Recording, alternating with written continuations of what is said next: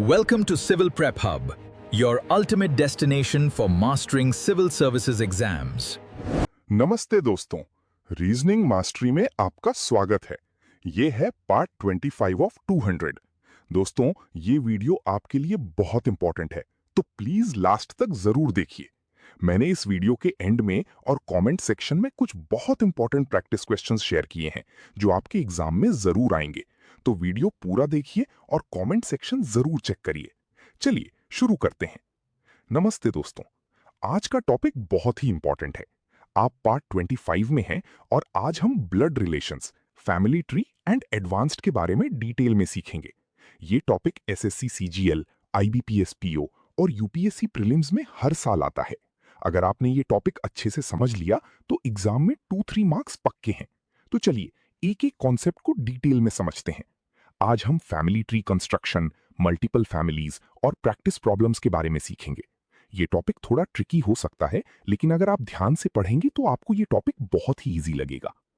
तो चलिए शुरू करते हैं फैमिली ट्री कंस्ट्रक्शन से। ये एक बहुत ही इंपॉर्टेंट कॉन्सेप्ट है क्योंकि ये हमें रिलेटिव के बारे में पता लगाने में मदद करता है।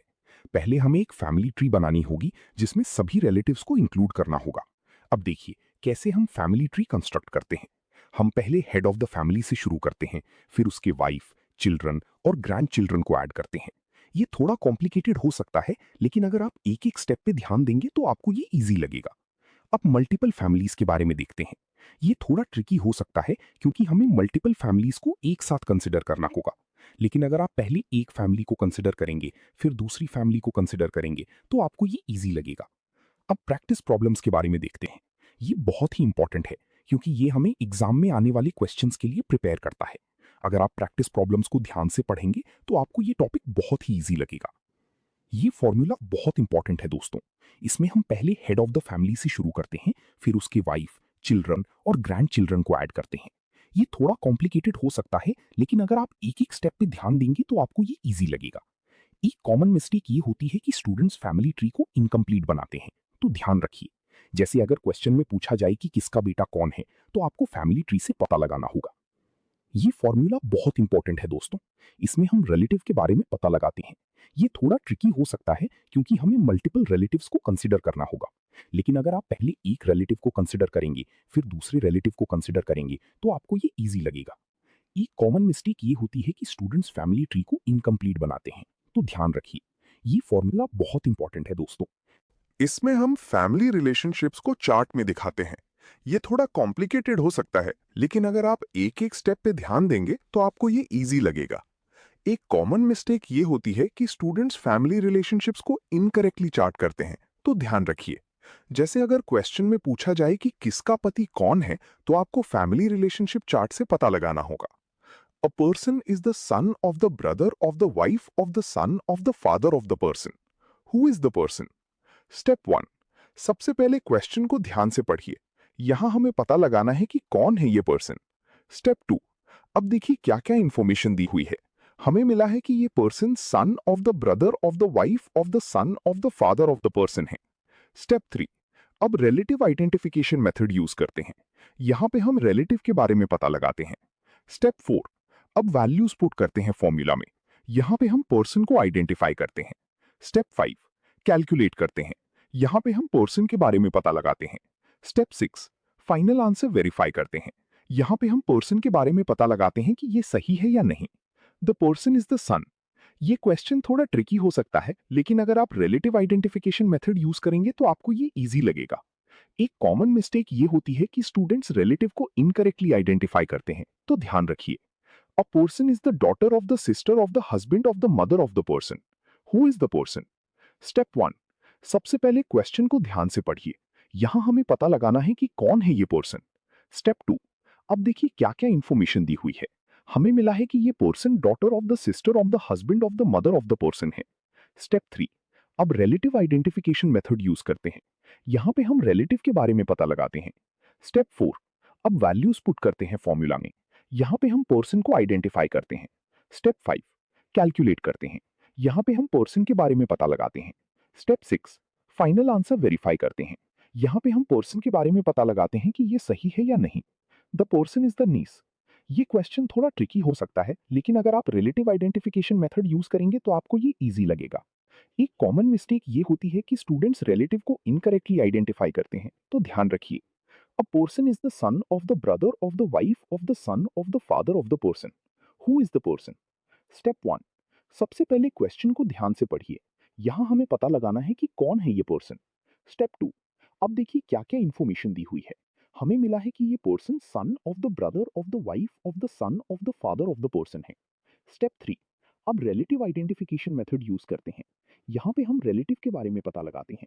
स्टेप 4, अब वैल्यूज पुट करते हैं फॉर्मूला में। यहाँ पे हम पर्सन को आइडेंटिफाई करते हैं। स्टेप 5, कैलकुलेट करते हैं। यहाँ पे हम पर्सन के बारे में पता लगाते हैं। स्टेप 6, फाइनल आंसर वेरीफाई करते हैं। यहाँ पे हम पर्सन के बारे में पता लगाते हैं कि ये सही है या नहीं। द पर्सन इज द नीस। ये क्वेश्चन थोड़ा ट्रिकी हो सकता है, लेकिन अगर आप रिलेटिव आइडेंटिफिकेशन मेथड यूज करेंगे तो आपको ये इजी लगेगा। एक कॉमन मिस्टेक ये होती है कि स्टूडेंट्स रिलेटिव को इनकरेक्टली आइडेंटिफाई करते हैं, तो ध्यान रखिए। A person is the daughter of the sister of the husband of the mother of the person. Who is the person? Step 1, सबसे पहले क्वेश्चन को ध्यान से पढ़िए। यहाँ हमें पता लगाना है कि कौन है ये पर्सन। स्टेप 2, अब देखिए क्या क्या इंफॉर्मेशन दी हुई है। हमें मिला है कि ये person daughter of the sister of the. Step 4, अब वैल्यूज पुट करते हैं फॉर्मूला में। यहां पे हम पर्सन को आइडेंटिफाई करते हैं। स्टेप 5, कैलकुलेट करते हैं। यहां पे हम पर्सन के बारे में पता लगाते हैं। स्टेप 6, फाइनल आंसर वेरीफाई करते हैं। यहां पे हम पर्सन के बारे में पता लगाते हैं कि ये सही है या नहीं। द पर्सन इज द सन। ये क्वेश्चन थोड़ा ट्रिकी हो सकता है, लेकिन अगर आप रिलेटिव आइडेंटिफिकेशन मेथड यूज करेंगे तो आपको ये इजी लगेगा। एक कॉमन मिस्टेक ये होती है कि स्टूडेंट्स रिलेटिव को इनकरेक्टली आइडेंटिफाई करते हैं, तो ध्यान रखिए। A person is the daughter of the sister of the husband of the mother of the person. Who is the person? Step 1, सबसे पहले क्वेश्चन को ध्यान से पढ़िए। यहां हमें पता लगाना है कि कौन है ये पर्सन। स्टेप 2, अब देखिए क्या क्या इंफॉर्मेशन दी हुई है। हमें मिला है कि ये person daughter of the sister of the husband of the mother of the person है। स्टेप 3, अब रिलेटिव आइडेंटिफिकेशन मेथड यूज करते हैं। यहां पे हम रिलेटिव के बारे में पता लगाते हैं। स्टेप 4, अब वैल्यूज पुट करते हैं फॉर्मूला में। यहां पे हम पर्सन को आइडेंटिफाई करते हैं। स्टेप 5, कैलकुलेट करते हैं। यहां पे हम पर्सन के बारे में पता लगाते हैं। स्टेप 6, फाइनल आंसर वेरीफाई करते हैं। यहां पे हम पर्सन के बारे में पता लगाते हैं कि ये सही है या नहीं। द पर्सन इज द नीस। ये क्वेश्चन थोड़ा ट्रिकी हो सकता है, लेकिन अगर आप रिलेटिव आइडेंटिफिकेशन मेथड यूज करेंगे तो आपको ये इजी लगेगा। एक कॉमन मिस्टेक ये होती है कि स्टूडेंट्स रिलेटिव को इनकरेक्टली आइडेंटिफाई करते हैं, तो ध्यान रखिए। एक इंपॉर्टेंट टिप ये है कि आपको फैमिली ट्री को केयरफुली बनाना होगा। अगर आप फैमिली ट्री को इनकम्प्लीट बनाते हैं तो आपको सही आंसर नहीं मिलेगा। एक दूसरा टिप ये है कि आपको रिलेटिव आइडेंटिफिकेशन मेथड को अच्छे से समझना होगा। अगर आप रिलेटिव आइडेंटिफिकेशन मेथड को नहीं समझते हैं तो आपको सही आंसर नहीं मिलेगा। एक तीसरा टिप ये है कि आपको प्रैक्टिस प्रॉब्लम्स को ध्यान से पढ़ना होगा। अगर आप प्रैक्टिस प्रॉब्लम्स को नहीं पढ़ते हैं तो आपको सही आंसर नहीं मिलेगा। एक चौथा टिप ये है कि आपको फैमिली रिलेशनशिप चार्ट को अच्छे से समझना होगा। अगर आप फैमिली रिलेशनशिप चार्ट को नहीं समझते हैं तो आपको सही आंसर नहीं मिलेगा।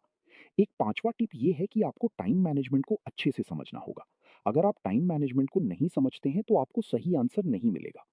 एक practice question number 1, a person is the son of the brother of the wife of the son of the father of the person. Who is the person?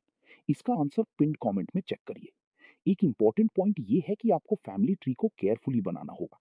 अगर आप फैमिली ट्री को इनकम्प्लीट बनाते हैं तो आपको सही आंसर नहीं मिलेगा। एक दूसरा पॉइंट ये है कि आपको रिलेटिव आइडेंटिफिकेशन मेथड को अच्छे से समझना होगा।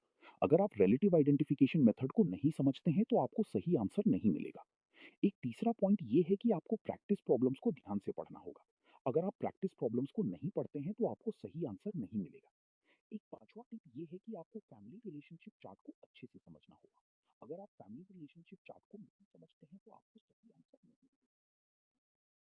एक तीसरा पॉइंट ये है कि आपको प्रैक्टिस प्रॉब्लम्स को ध्यान से पढ़ना होगा। अगर आप प्रैक्टिस प्रॉब्लम्स को नहीं पढ़ते हैं तो आपको सही आंसर नहीं मिलेगा। एक चौथा पॉइंट ये है कि आपको फैमिली रिलेशनशिप चार्ट को अच्छे से समझना होगा। अगर आप फैमिली रिलेशनशिप चार्ट को नहीं समझते हैं तो आपको सही आंसर नहीं मिलेगा।